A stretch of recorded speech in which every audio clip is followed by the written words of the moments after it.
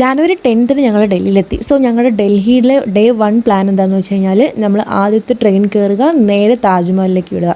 So ഞങ്ങൾ 11 മണിക്കൊരു train ഉണ്ടെന്ന് മനസ്സിലാക്കി നേരെ താജ്മഹൽ കയറാൻ വേണ്ടിയിട്ട് ട്രെയിൻ കയറിയത് മാത്രമേ ഓർമ്മയുള്ളൂ. ജനറൽ കമ്പാർട്ട്മെൻറ്റിലായിരുന്നു ഞങ്ങൾ കയറിയത്. കാരണം ഞങ്ങൾ ടിക്കറ്റ് ബുക്കൊന്നും ചെയ്തിട്ടുണ്ടായിരുന്നില്ല. ഞങ്ങൾ താജ്മഹലിലേക്കുള്ള ടിക്കറ്റ് മാത്രമേ ബുക്ക് ചെയ്തിട്ടുണ്ടായിരുന്നുള്ളൂ. നോർത്ത് ഇന്ത്യയിലെ ജനറൽ കമ്പാർട്ട്മെൻറ്റ് യാത്ര എന്തായിരിക്കുമെന്ന് നിങ്ങൾക്ക് ചിന്തിക്കാൻ പോലും പറ്റത്തില്ല. കാരണം അത്രയ്ക്കൊരു വല്ലാത്തൊരു അവസ്ഥയാണ്.